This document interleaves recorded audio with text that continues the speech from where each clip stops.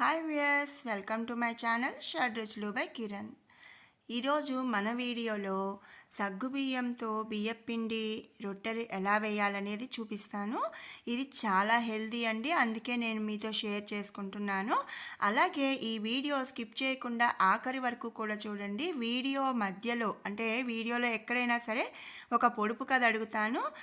దానికి సమాధానం చెప్పిన వాళ్ళకి మంచి మంచి గిఫ్ట్స్ కూడా ఉన్నాయండి.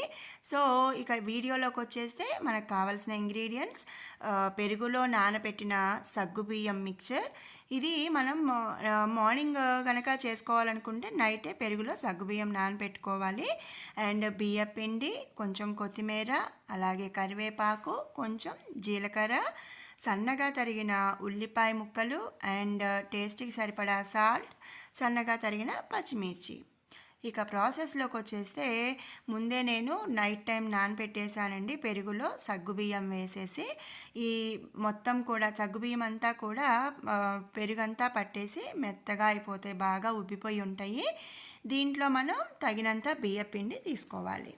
అయితే నేను ఇక్కడ ఏం చేస్తున్నానంటే ఇంకా వాటర్ ఎక్కువ యాడ్ చేయకుండా ఓన్లీ ఈ పెరుగు సగ్గుబియ్యం మిక్చర్తోనే నేను బియ్యపిండి అంతా కూడా కలిపేస్తున్నాను.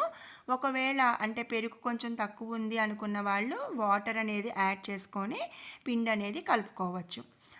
మనకి జనరల్గా హెల్త్ పరంగా వస్తే సగ్గుబియ్యము అండ్ పెరుగు రెండు కూడా చాలా చలవనిచ్చే పదార్థాలండి.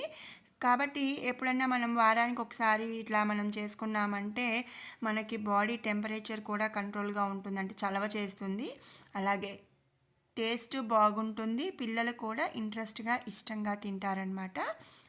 అండ్ ఇలా మొత్తం ఇంగ్రీడియంట్స్ అన్నీ కూడా కలిపేసేసుకొని మనం రొట్టె పిండిలాగా కలుపుకోవాలి. ఇది మనం గట్టిగా ఏం కలుపుకోవాలని ఏం లేదండి, నార్మల్గా అంటే చెక్కలకి ఎలా అయితే కలుపుతామో అలా కలిపేసుకోవచ్చు. సో జీలకర్ర అవన్నీ కూడా, కొత్తిమీర కరివేపాకు ఇంతనే ఉండదండి. టేస్ట్కి మనం ఎంత అంటే ఎక్కువ తినేవాళ్ళు కొంచెం కొత్తిమీర ఎక్కువే వేసుకోవచ్చు.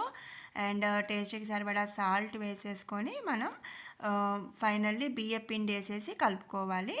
ఇలా ముందే ఇలా కలిపామంటే కొంచెం ఉప్పు అవంతా కూడా పట్టేస్తుంది సగ్గుబియ్యంకి. ఆ తర్వాత మనం బియ్యం పిండి వేసి కలిపేసేయచ్చు, లేదంటే సాల్ట్ అక్కడక్కడ ఆగిపోతుంది కాబట్టి ముందు ఇలా కలుపుకుంటే బాగా మిక్స్ అవుతుందండి. అండ్ బియ్యం పిండి కొంచెం కొంచెం వేసుకుంటూ మనం కలుపుకోవాలి. ఇలా అంటే కొంచెం వాటర్ యాడ్ చేసిన దానికంటే కూడా వాటర్ యాడ్ చేయకుండా చేస్తే ఏంటంటే బాగా బోలుగా వస్తుంది.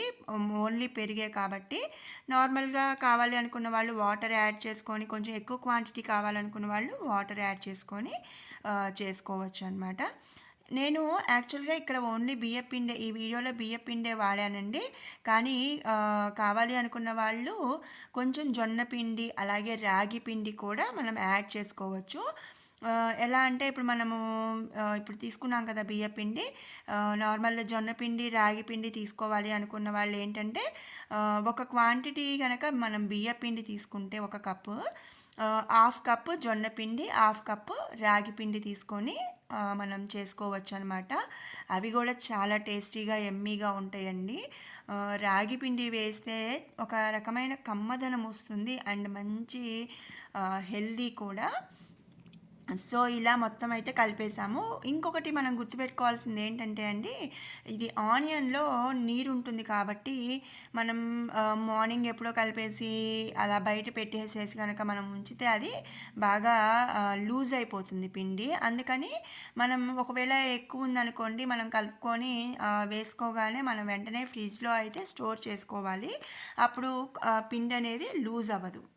అదే మనం బయట ఉంచేసామంటే కొంచెం ఆనియన్స్ వాటర్ అంతా కూడా మనకి పిండి అనేది లూజ్ అయిపోతుంది. సో చూసారా, ఇలా మనకి ఉండనేది వస్తే సరిపోతుంది, అంత మోయినమైన వేడి. అండ్ ఇక్కడ నేనైతే పెనం మీదే ఒత్తేస్తున్నానండి, నాకు అలవాటు. ఇన్ కేస్ ఎవరైనా అంటే పెనం మీద అలా ఒత్తడం అనేది అందరికీ రాదు కాబట్టి మనం ఒక పాలిథిన్ కవర్ మీద కొంచెం తడి చేసుకొని మనం చక్కగా దాన్ని ఒత్తేసుకోవచ్చు అనమాట. దీనికి కొంచెం ఆయిల్ ఎక్కువ వేసుకుంటే కొంచెం క్రిస్పీగా వస్తుంది, బాగుంటుంది. అండ్ పెనం కాలిన తర్వాత ముందుగా మనం ఆయిల్ వేసేసి ఇలా తడి చేసుకొని మనం ఒత్తేసుకోవాలి. ఒకవేళ ఇలా ఒత్తడానికి ట్రై చేయాలి అనుకుంటే ఫ్రెండ్స్ మంటంతా కూడా సిమ్‌లో ఉంచేసేయండి. అప్పుడు మనకి ఎలాంటి సెగ తగలదనమాట. లేదు ఎందుకు రిస్క్ అనుకుంటే గనక పాలిథీన్ కవర్ మీద మనము మొత్తం అప్పచ్చి ఒత్తేసుకొని మనం పెనం మీదకి షిఫ్ట్ చేసుకోవచ్చు. సో ఇలా పలచగా చక్కగా ఒత్తేసుకోవాలి ఈవెన్‌గా. అండ్ దీన్ని కూడా మనం ఏం చేయాలి అంటే మనం హై ఫ్లేమ్‌లో అయితే మనం కాల్చకూడదండి. ఎందుకంటే అప్పచ్చి మాడిపోతుంది కానీ ఉడకదనమాట. సో దీన్ని మనం మీడియం ఫ్లేమ్‌లోనే మనం దీన్ని కాల్చుకోవాలి. అప్పుడు చాలా టేస్టీగా ఉంటుంది. అండ్ ఇప్పుడు మనం అప్పచ్చంతా ఒత్తుకున్న తర్వాత పైనుంచి కూడా ఆయిల్ అనేది వేసుకొని చక్కగా దీన్ని కాల్చుకోవాలి. నేనైతే ఇది వీక్లీ వన్స్ అలా చేస్తానండి. డైలీ కొంచెం కొంచెం పెరుగు మిగిలిపోతుంది కదా! అది పారేయకుండా చక్కగా ఫ్రిడ్జ్‌లో ఉంచేసి నేను దీన్ని వీక్లీ వన్స్ అలా చేస్తాను. అండ్ మనం పైనుంచి ఆయిల్ వేసుకున్నాక మూతతో కవర్ చేసేసుకొని చక్కగా మీడియం ఫ్లేమ్‌లో మనం దీన్ని కాల్చుకోవాలి. అండ్ చూసారా చక్కగా పైనంతా కూడా మనకి పిండిలాగా కాకుండా కాలినట్టుగా తెలుస్తుంది కదా! దీన్ని ఇప్పుడు మనం సెకండ్ వైపుకి టర్న్ చేసుకోవాలి. చూడండి ఎంత గోల్డెన్ రెడ్ కలర్‌లో వచ్చేసేసి చాలా బాగా అనిపిస్తుంది కదా ఫ్రెండ్స్. చాలా హెల్తీ కూడా. ఇది రెండో వైపు కాలేలోపు నేను ఒక పొడుపు కథ అడుగుతానండి. దానికి సమాధానం తెలిసిన వాళ్ళు కామెంట్ బాక్స్‌లో కామెంట్ చేయండి. ఫస్ట్ ఎవరైతే కామెంట్ చేస్తారో వాళ్ళకి మంచి గిఫ్ట్ కూడా ఉంటుంది. నా పొడుపు కథ ఏంటంటే మనతో పాటే సినిమాకైతే వస్తుంది. టికెట్ కూడా తీసుకుంటుంది. కానీ సినిమా అయితే చూడదండి. మనం సినిమా అంతా చూసి బయటకొచ్చే వరకు కూడా మన కోసం వెయిట్ చేస్తుంది. ఏమిటది? సమాధానం తెలిసిన వాళ్ళు ఆన్సర్ కామెంట్ బాక్స్‌లో కామెంట్ చేయండి. ఇలాగే మన వీడియోస్‌లో అంటే ఫర్దర్ వీడియోస్‌లో కూడా మంచి మంచి హెల్త్ టిప్స్ అలాగే మంచి మంచి పొడుపు కథలతో మీకు చెప్తా వస్తాను, షేర్ చేస్తాను. అండ్ మంచి మంచి గిఫ్ట్స్ కూడా ఉంటాయి.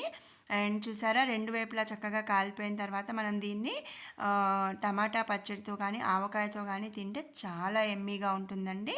సో చూసారు కదా ఫ్రెండ్స్, సగ్గుబియ్యం పెరుగు రొట్టె ఎలా తయారు చేయాలనేది. మీకు నాకు వీడియో నచ్చినట్టయితే లైక్ చేయండి, షేర్ చేయండి, కామెంట్ చేయండి. అండ్ మరిన్ని అప్డేట్స్ కోసం సబ్స్క్రైబ్ చేయండి. Thank you.